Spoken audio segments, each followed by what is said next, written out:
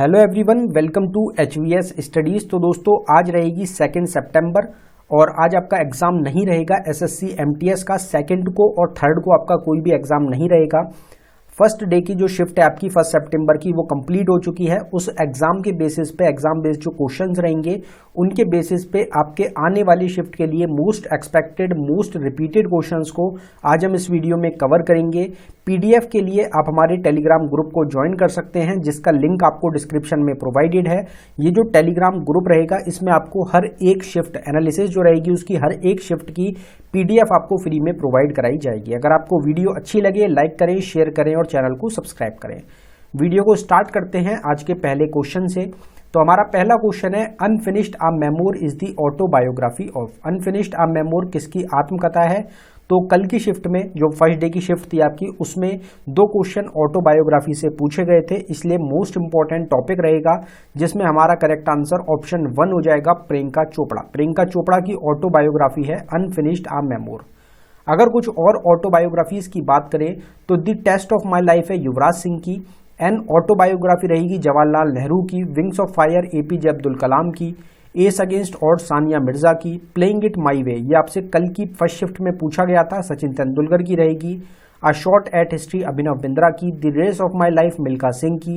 6 machine Chris Gayle की। Controversially और शोएब अख्तर की। 281 एंड बियॉन्ड VVS लक्ष्मण की। Unfinished a memoir Priyanka Chopra की। Long walk to freedom Nelson Mandela की। Dreams from my father Barack Obama की। Freedom in exile Dalai Lama की। और truth love and a little malice Khushwant Singh की ऑटोबायोग्राफी हो जाएगी। बाकी ऑटोबायोग्राफी और भी काफ़ी सारी इंपॉर्टेंट रहेंगी, तो बाकी की कवर करने के लिए पूरा टॉपिक कवर करने के लिए 100 क्वेश्चन की सेपरेट वीडियो एक ऑटोबायोग्राफी की आपको प्रोवाइड कराई गई है चैनल पे। ऑल स्टैटिक जीके टॉपिक के नाम से एक प्लेलिस्ट रहेगी जिसका लिंक आपको हमने डिस्क्रिप्शन में प्रोवाइड कराया है। उस प्लेलिस्ट में आपको हर एक टॉपिक की सेपरेट वीडियो मिल जाएगी। आपको जिस भी टॉपिक की वीडियो चाहिए हर एक वीडियो आपको उसमें मिलने वाली है, तो उस प्लेलिस्ट को आप जरूर देख लें। अगला क्वेश्चन देखते हैं हमारा। अगला क्वेश्चन रहेगा हमारा, Solang is a festival from which state of India.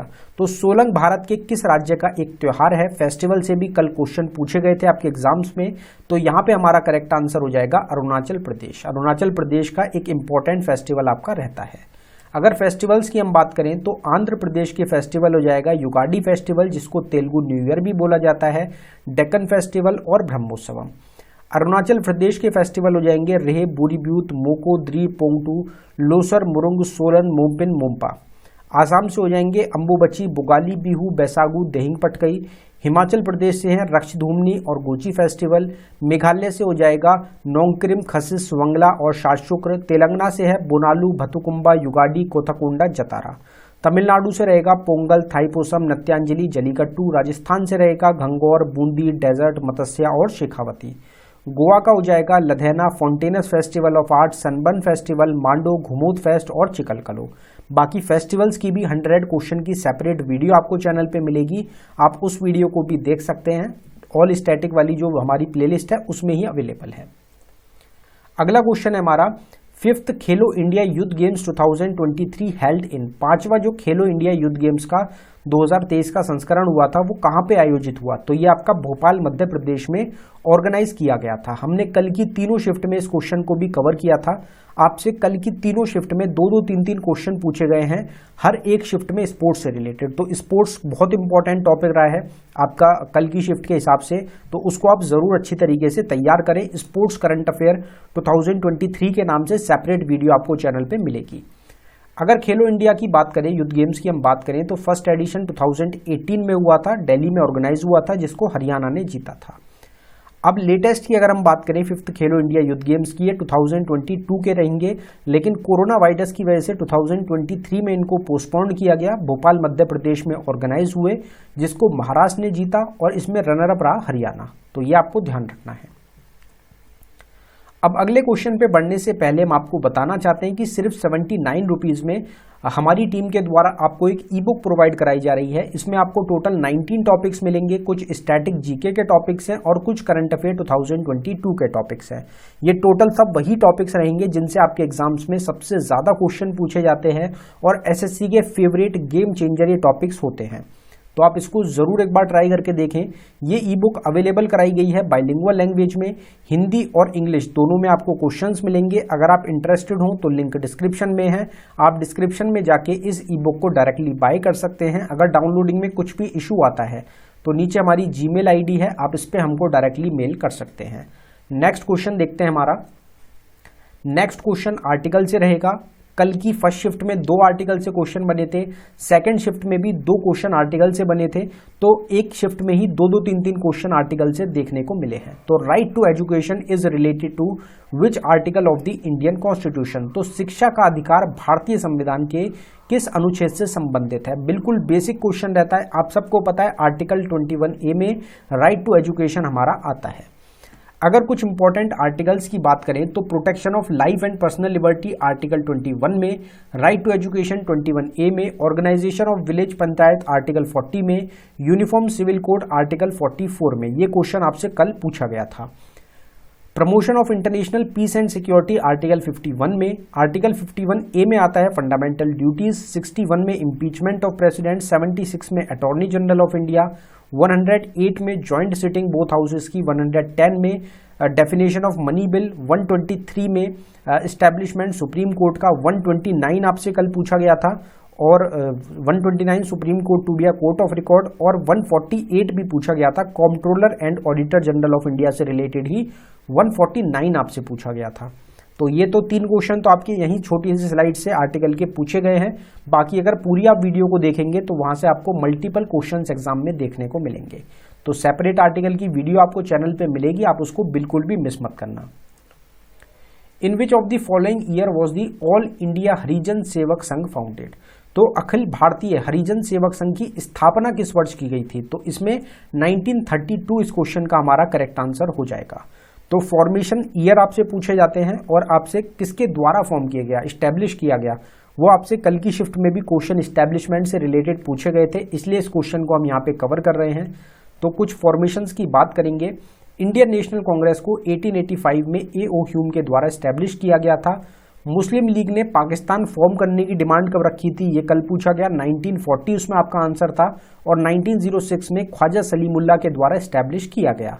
Hindu Mahasabha को 1915 में मदन मोहन मालवीय के द्वारा, Indian council of medical research 1911 में, आर्य समाज 1875 में दयानंद सरस्वती के द्वारा, ऑल इंडिया किसान सभा 1936 में सहज आनंद सरस्वती के द्वारा, इंडियन वुमेन्स एसोसिएशन 1917 में, Indian industrial and commercial Congress 1920 में, गदर पार्टी 1913 में, लाला हरदयाल और सोहन सिंह भकना के द्वारा, अनुशीलन समिति 1902 में सतीश चंद्र बसु के द्वारा, थियोसोफिकल सोसाइटी 1875 में, स्वराज पार्टी 1923 में चितरंजन दास सियार दास और मोतीलाल नेहरू के द्वारा, फॉरवर्ड ब्लॉक 1939 में सुभाष चंद्र बोस के द्वारा फॉर्म की गई थी। तो ये सब कुछ इंपॉर्टेंट फॉर्मेशंस हैं। बाकी formation related to freedom fighters के नाम से एक सेपरेट वीडियो आपको चैनल पे ऑलरेडी प्रोवाइडेड है।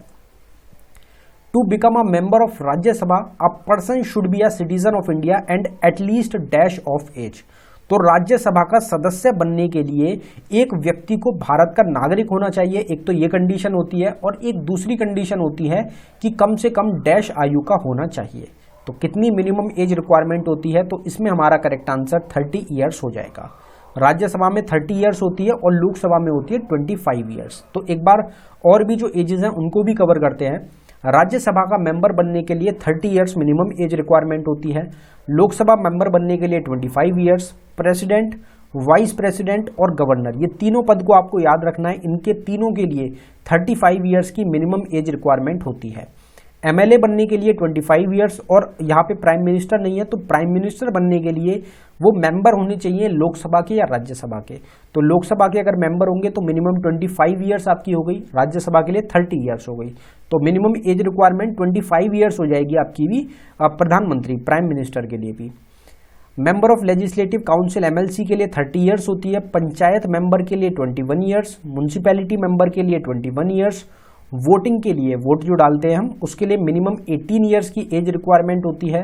सुप्रीम कोर्ट की अपर एज क्या होती है, मतलब रिटायरमेंट एज क्या होती है, तो वो होती है 65 ईयर्स की। यूनियन कमीशन की अपर एज भी 65 ईयर्स रहेगी। हाई कोर्ट की अपर एज अलग होती है, रिटायरमेंट एज 62 ईयर्स होती है। तो हाई कोर्ट की आपको याद रखनी है, एग्जाम में मिल जाती है।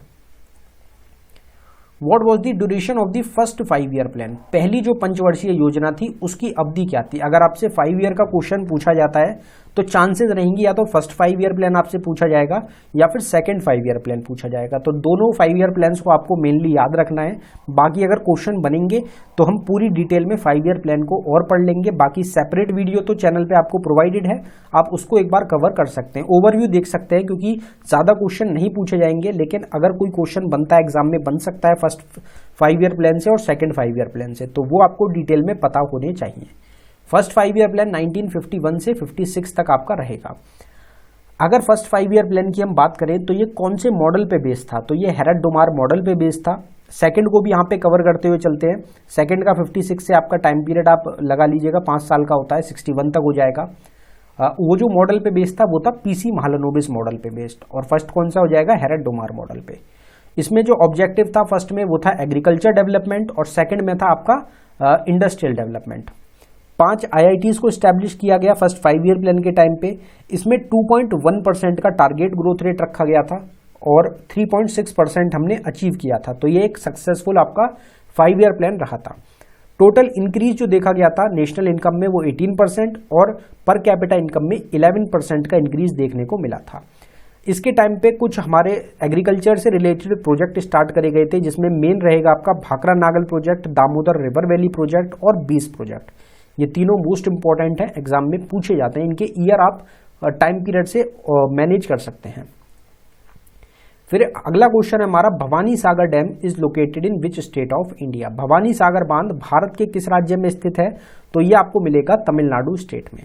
कल की शिफ्ट में डैम से क्वेश्चन नहीं पूछा गया, लेकिन रिवर से क्वेश्चन बना था और जो डैम्स की रिवर्स हैं वो आपसे देखने को मिल सकती है एग्जाम्स में। तो दोनों चीज़ों को हम यहाँ पे कवर करेंगे। भवानी सागर डैम तमिलनाडु में भवानी रिवर के अराउंड सिचुएटेड रहेगा। तुंगभद्र डैम आपको कर्नाटका में मिलेगा, तुंगभद्र रिवर के अराउंड सिचुएटेड है। रिहंद डैम उत्तर प्रदेश में रिहंद रिवर के अराउंड सिचुएटेड है। मैथुन डैम झारखंड में बराकर रिवर के अराउंड सिचुएटेड है। कोयना डैम महाराष्ट्र में कोयना रिवर के अराउंड। बिसलपुर डैम राजस्थान में बानस रिवर के अराउंड सिचुएटेड है। मेतुर डैम मिलेगा तमिलनाडु में कावेरी रिवर के अराउंड है। कृष्णा राजा सागर डैम कर्नाटका में कावेरी रिवर के अराउंड सिचुएटेड है। इंदिरा सागर डैम मध्य प्रदेश में नर्मदा रिवर के अराउंड है। चेरुथनी डैम केरला में चेरुथनी रिवर के अराउंड है। सरदार सरोवर डैम गुजरात में नर्मदा रिवर के अराउंड सिचुएटेड है। नागार्जुन सागर डैम आपको मिलेगा तेलंगाना में कृष्णा रिवर के अराउंड, तेलंगाना और आंध्र प्रदेश के बॉर्डर पे है। हीराकुद डैम उड़ीसा में महानदी रिवर के अराउंड सिचुएटेड है। भाखरा नागल डैम पंजाब और हिमाचल प्रदेश के बॉर्डर पे सतलुज रिवर के अराउंड सिचुएटेड है। तहरी डैम है उत्तराखंड में भागीरथी रिवर के अराउंड सिचुएटेड रहेगा। यहाँ पे पार्ट्स को भी एक बार कवर करते हैं, इंपॉर्टेंट रहते हैं। तो directive principle of state policy comes under which part of the Indian constitution. तो राज्य नीति के निर्देशक सिद्धांत भारतीय संविधान के किस भाग के अंतर्गत आते हैं, तो पार्ट 4 में आता है आपका directive principle of state policy. एक बार पार्ट्स का रिवीजन करेंगे तो पार्ट 1 में आता है आपका union and it's territory, article 1 से आर्टिकल 4 तक। पार्ट 2 में सिटीजनशिप आता है, आर्टिकल 5 से आर्टिकल 11 तक। पार्ट 3 में फंडामेंटल राइट्स आते हैं 12 से 35 तक। पार्ट 4 में directive principle of state policy, article 36 से लेके आर्टिकल 51 तक। पार्ट 5 में यूनियन आता है, आर्टिकल 52 से 151 तक। पार्ट 6 में स्टेट्स रहेंगी 152 से 237 तक। पार्ट 7 को रिपील कर दिया गया था, हटा दिया गया था। पार्ट 8 में यूनियन टेरिटरीज आती हैं 239 से 242 तक। पार्ट 9 में पंचायत आएंगे 243 से 243O तक। पार्ट 10 में शेड्यूल्ड और ट्राइबल एरियाज 244 से 244A तक। अगर टोटल पार्ट्स की बात करी जाए इंडियन कॉन्स्टिट्यूशन में, प्रेजेंट टाइम में टोटल 25 पार्ट्स हैं हमारे इंडियन कॉन्स्टिट्यूशन के, और स्टार्टिंग में जब हमारा कॉन्स्टिट्यूशन बना था उस टाइम पे टोटल 22 पार्ट्स थे। तो ये भी आपको ध्यान रखना है। ये टोटल क्वेश्चंस थे, आपके एक्सपेक्टेड क्वेश्चंस हैं आपके एग्जाम्स के लिए।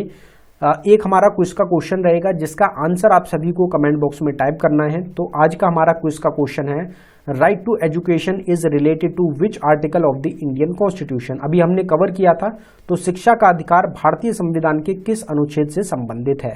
तो गिवन ऑप्शंस में से जो भी आपका इस क्वेश्चन का करेक्ट आंसर है आप उसको जरूर कमेंट बॉक्स में टाइप करें।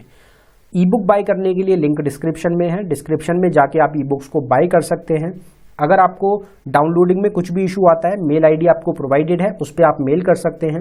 बाकी ऑल स्टैटिक जीके टॉपिक वाली जो हमारी प्लेलिस्ट है उसको आप बिल्कुल भी मिस मत करना, उसका लिंक डिस्क्रिप्शन में है। उस प्लेलिस्ट में आपको हर एक सिंगल टॉपिक की सेपरेट वीडियो आपको मिल जाएगी जो एग्जाम्स में आपकी पूछी जा सकती हैं। तो इस चीज़ को आप ध्यान रखें। फंडामेंटल ड्यूटी का हमने क्वेश्चन कवर किया था, वो भी आपसे पूछा गया था। जो हमने एक्सपेक्टेड क्वेश्चंस कवर करे हैं ये, उनसे बहुत क्वेश्चंस कल की शिफ्ट में आपसे पूछे गए हैं। तो इस चीज़ को आप ध्यान रखें कि जो एक्सपेक्टेड क्वेश्चंस हैं ये आपके एग्जाम्स में बहुत बनते हैं, तो इनको आप अच्छी तरीके से तैयार रखें।